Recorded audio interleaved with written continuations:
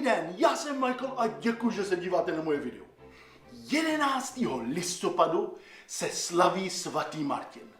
A svatý Martin to byl úžasný člověk, protože on pomáhal chudým lidem a pomáhal všechny lidi, kteří potřebovali pomoc. A je známý, že jednou byl takhle na koni a viděl člověk, který mu byla zima, tak on vzal svůj kabát, rozpůlil to a dal ta půlka pro ten člověk, co mu byla zima.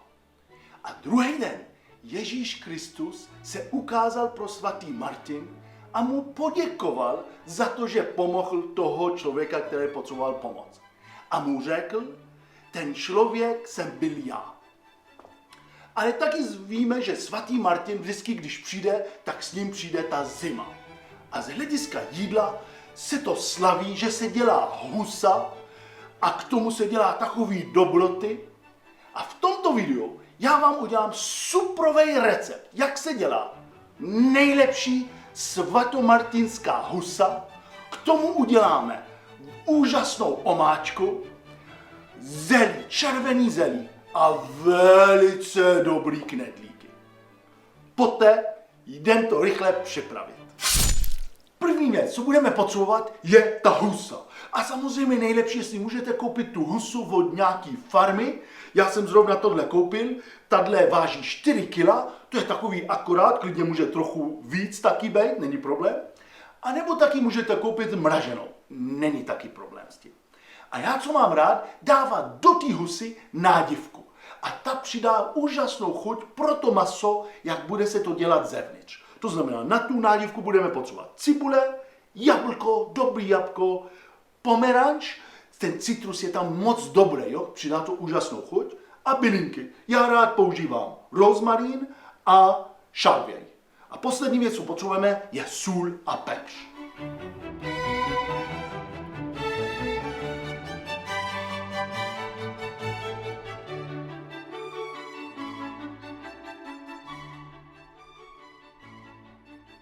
A teď příprava té husy je velice jednoduchý.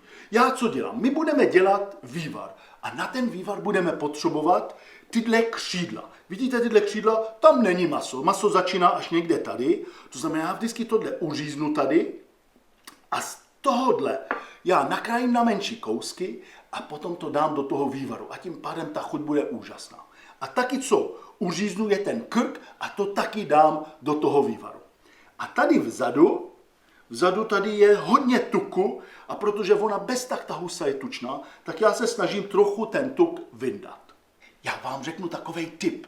Aby jsem uříznul to křídlo, tak já vždycky používám zahradní nůžky od manželky.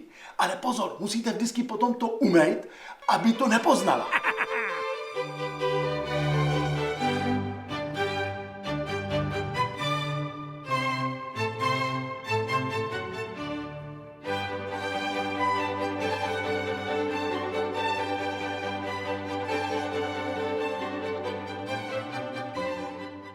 Ještě musíme udělat takový jeden bod a to je, že musíme vyříznout klíšní kost. Klíšní kost, anglicky se to jmenuje wishbone, to je tahle kost tady a to je velice důležitý, až potom se upeče ta husa a budeme krájet ty prsa, tak ta klíšní kost, kdybychom ji nechali, tak bychom se tady zastavili a nemůžeme to pokračovat. To znamená, o moc lepší pro krájení masa, aby to bylo lehčí, je teď vyndat tu klíšní kost.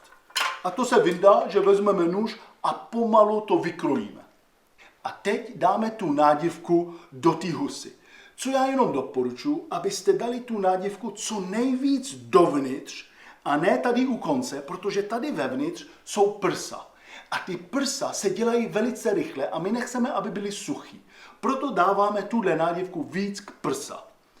A tady z druhé strany máme ty stehna a ty všeobecně vezmou víc čas, aby se udělali, protože tam jsou ty svaly. To znamená, tady bych to všeobecně nechal prázdný, aby ten horký vzduch mohl jít sem tady dovnitř a udělalo se ty stehna stejný čas jako ty prsa.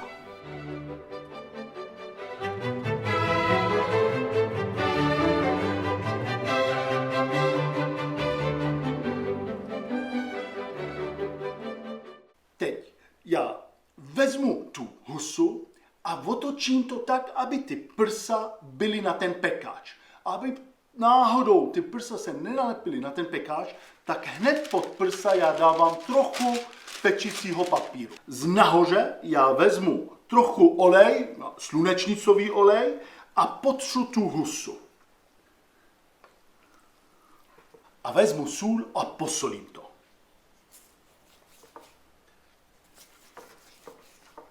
A teď jsme připraveni tohle dát do trouby. Já doporučuji to dát na 150 stupňů a cca plánujte půl hodiny na každý kilo té husy. A pak se na to podíváme. Mezitím, co se nám dělá ta husa v té troubě, tak my připravíme vývar. A ten vývar budeme vařit 1,5 hodiny. Musíme to dělat na pomalej oheň, aby všechny ty aroma se dostaly do toho vývaru. A na ten vývar budeme potřebovat tyto ingredience. První jsou to ty malinký kousky, co jsme nakrájeli, těch křídel, krk, ale já nedávám všeobecně játra, protože játra přidají takovou speciální chuť a ne každý to má rád. Pak budeme potřebovat cibule, jablko, cerel, mrkvička, rajčatový protlak a použiju trochu ten tuk od té husy, co jsme vyndali. A pak velice důležitý jsou brusinky, to přidá trochu sladkost k tomu a hezká barva. A pak vývar. Na vývar já jsem vám udělal už recept, můžete se na to podívat. V případě, že nemáte čas a chcete chvátat, tak ten vývar můžete vyměnit za vodu. Ale samozřejmě bude to o moc intenzivnější chuť, když použijete vývar. A poslední věc, co přidáme, je sůl a pepř. A teď začneme s tím vývarem. Velice jednoduchý, vezmeme takovej hrnec, zapneme ho na maximum a přidám trošičku jenom slunečnicový olej. A na to přidám ty malinký kousky, co jsem nakrájel, ten tuk od té husy.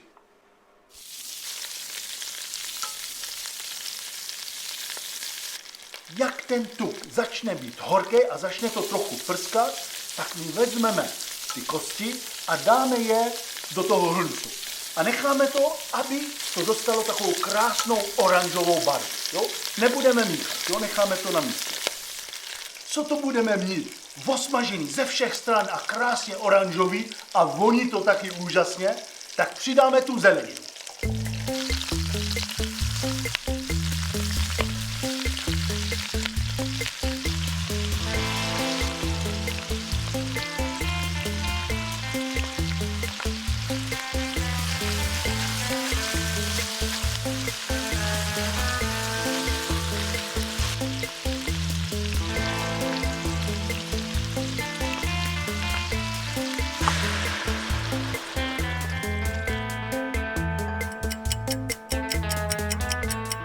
Mezitím, co se nám tady dělá na malinký oheň, ten vývar, tak my připravíme červený zelí. Ale to dobrý červený zelí. A na to budeme potřebovat tyto ingredience. První a nejdůležitější je to dobrá hlava červeného zelí, cibule, jablka, třinový cukr, ocet, 2 kusy hřebíčky, 2 bobkové listy menší. Tady mám mouka a voda zamíchaná, voda a červený víno. Teď připravíme to zelí. Velice jednoduchý. Já jsem tady nastrouhal ty cibule, aby byly úplně na malinký katý kousky, protože já nemám rád větší kousky v tím. Potom tady jsem nastrouhal to zelí v mixéru. Samozřejmě vy můžete taky to dělat nožem, jestli chcete, tohle pro mě je o moc rychlejší. Pak jsem nastrouhal jablka, ale taky jsem vyndal z toho tu šlupku, protože ta šlupka se úplně neuvaří a tam je trochu tvrdší, když to takhle s tím dělám. A teď jsme připraveni to začít dělat. To znamená, tady mám hrnec, velký hrnec, zapnu to na maximum a přidám trochu slunečnicový olej a na to přidám tu cibuli. Cibuli já nechci moc smažit, nechci, aby dostala oranžová barva, já jenom chci, aby dostala takovou glazuru. Na to přidám ty jablka, teď zelí,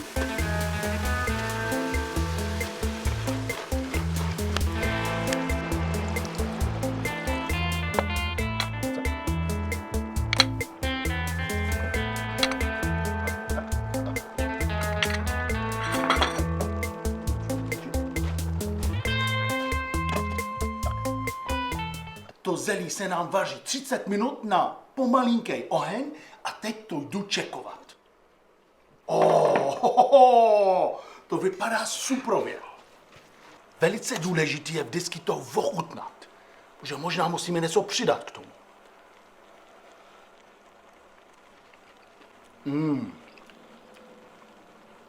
Velice dobrý. Já bych přidal k tomu červený víno a trochu sůl.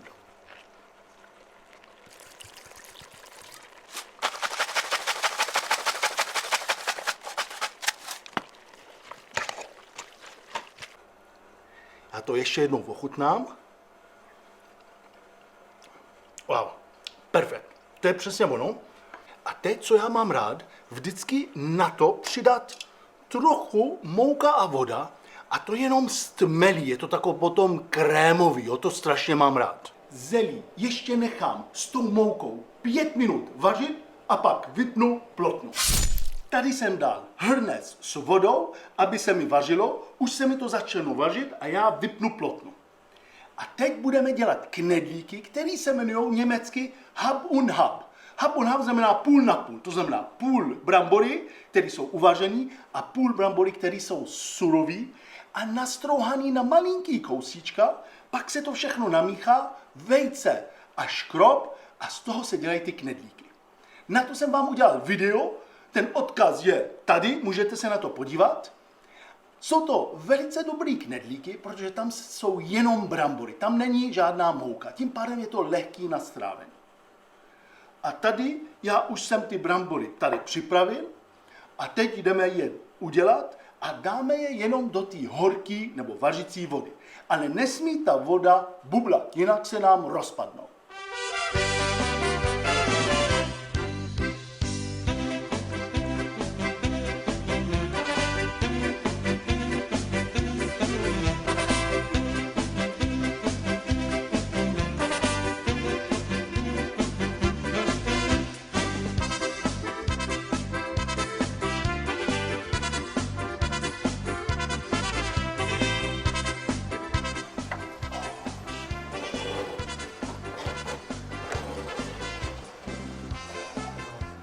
Husa je krásně udělaná. To poznáte, že to maso už nedrží na ty kosti a to je suprový.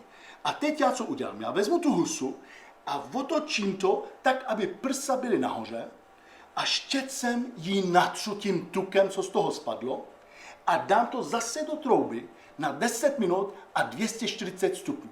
Protože já chci, aby byla krásně oranžová.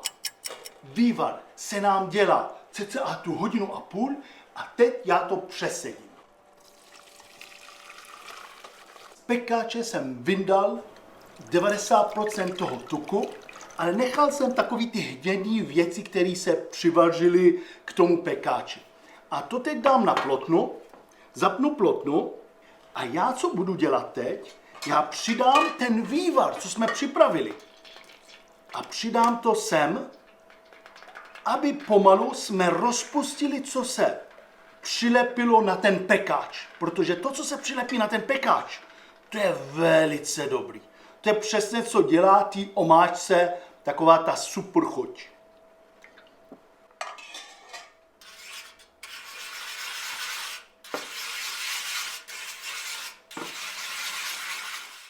Teď poslední krok v té omáčce. Tady mám ten vývar, tady mám, co jsme vyškrábali z toho pekáče. Teď jsem to nechal, aby se to vařilo. Vezmeme studený máslo a přidáme to na ta omáčka. Omáčku, já jenom jsem ji chtěl ještě trochu hustější, tak jsem vzal 3 lžíce bílého vína, 1 lžíce škrobu, jsem je zamíchal a přidal do té omáčky a vařil ještě 2 minuty. A trochu se nám to zhustí.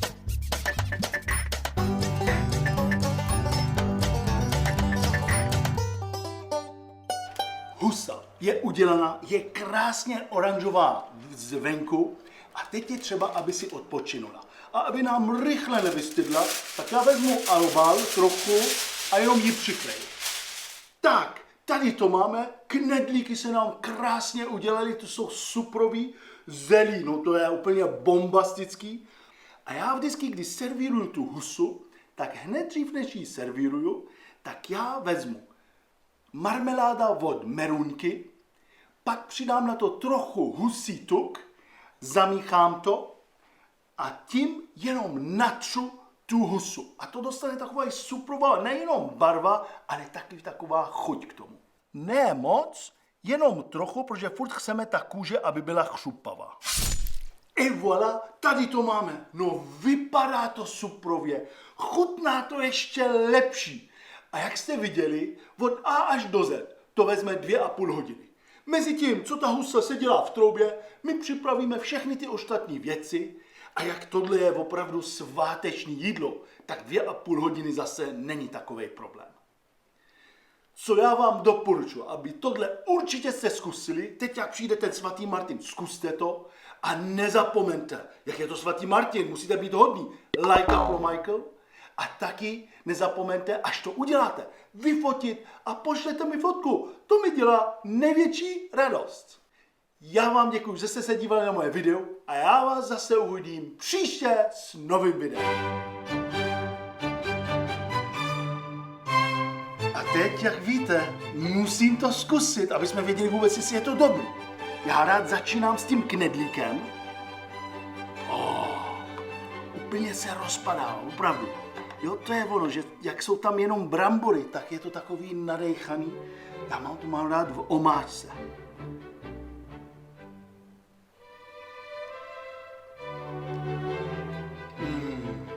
Wow. Ten knedlík, opravdu, to je nejchutnější knedlík, co může být. Opravdu, tyhle knedlíky jsou úžasné. Ta omáčka v tím, no, super. Ochutnám to zelí.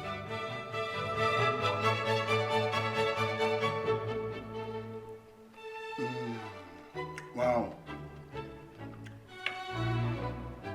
Takový silný, jo, je to dost kyselý, tam je to víno. Super, úplně super. A teď ta husa. Tu se na to těší.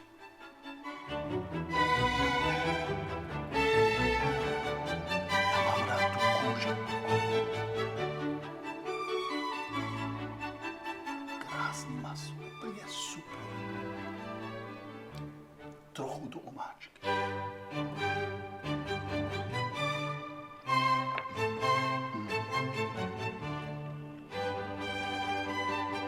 Ta chuť je absolutně bombastická. To maso opravdu je šťavnatý. Víte, to je tak důležitý, aby to prso zůstalo šťavnatý. To je tak důležitý. Pak tam je samozřejmě ten husí tuk. To je k tomu úplně úžasný. Teď nahoře ta marmeláda je tam. K tomu ta omáčka. Super.